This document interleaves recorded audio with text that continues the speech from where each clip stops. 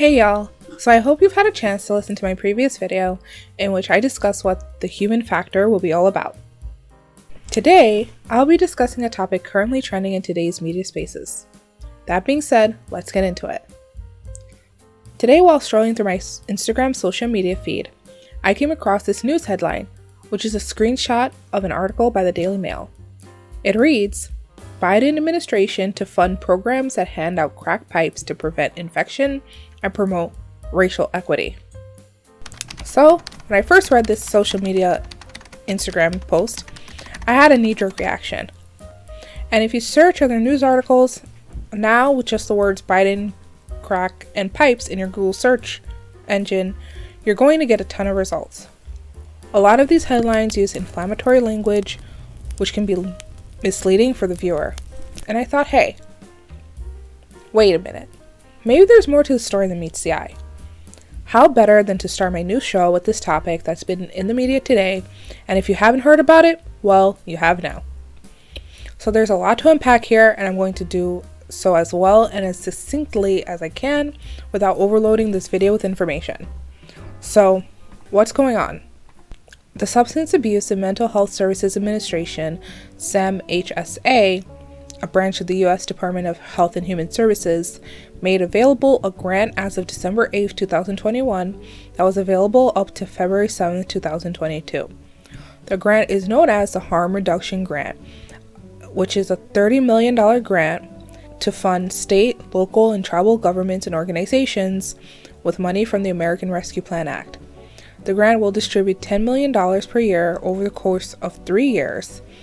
The goal of this grant is, and I quote, to expand overdose prevention programs.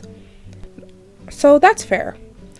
As a people, as a populace, we should want nonprofit organizations, institutions, drug rehab programs, and facilities to be able to apply and have access to funding in order to make positive changes for populations that they serve, right? So what's the problem? Why is everyone getting themselves all worked up for? Well, the actual document drafted by the SAMHSA, which I abbreviate as the Notice of Funding Opportunity for the sake of this video, does mention safe smoking supplies in the body of the text, but the phrase is taken wholly out of context. Let's take a closer look, shall we? So as I mentioned before, this document introduces the purpose of this grant as a means of, and I quote, support for community-based overdose prevention programs, syringe service programs, and other harm reduction services. Funding will be used to enhance overdose and other types of prevention activities to help control the spread of infectious diseases and the consequences of such diseases. End quote. The document then goes on to list a number of missions backed by the grant, such as the providing of overdose reversal education, education to increase knowledge of substance use disorders, and the hope of, and I quote, reducing the negative personal and public health impacts of substance use or misuse. End quote.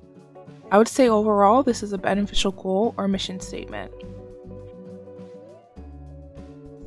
A list is given which details the grant's intended use and the activities that will be supported, including determining organizational strengths, development of policies and procedures that enable evidence-based practices, referral to treatment support for infectious diseases such as HIV, STIs, hepatitis, along with the purchasing of such items such as medication lockboxes, safe sex kits, substance test kits, and yes, even safe smoking kits and supplies. I did not read much further past this point. Now I scanned this 75-page document and the term safe smoking kits/supplies only shows up twice. I also scanned it for the phrase racial equity, and that term only came up once in regards to Executive Order 13985. And what is Executive Order 13985? It is an active policy, yes, under the Biden administration that seeks to advance equity for all, including people of color and others who have been historically underserved, marginalized, and adversely affected by persistent poverty and inequality. The purpose of this grant mentioning the executive order is so that applicants who are awarded this funding draft a behavioral health disparity impact statement that aligns with the overall purpose of Executive Order 13985. Are you still with me? I say all this to say that the provision of safe drug kits is not the only purpose of this grant. Also, the document did not explicitly state that the provision of safe drug kits and supplies advances racial equity. The government is not handing out money for the explicit use of providing these safe kits of drug paraphernalia, but rather the distribution of these safe kits is just one of the many approved uses of this funding. Underserved communities that are impacted by substance use disorders will be the primary focus of this program, the document states. However, it is important to note that drug use is not limited to low economic communities of color. However, drug use and its effects can disproportionately affect individuals who are already disenfranchised. There is a correlation between poverty and addiction due to the multiple social determinants of health that can affect this economic group. As I mentioned before, a lot of factors are missing from the articles that I've skimmed or that you've read up to this point.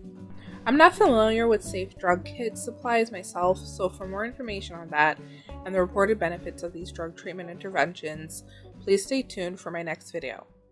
This has been part 1 of the first episode of The Human Factor. So if you liked what you heard and you'd like to see more, make sure you like this video and subscribe to know to keep going. Thank you. See you at part 2.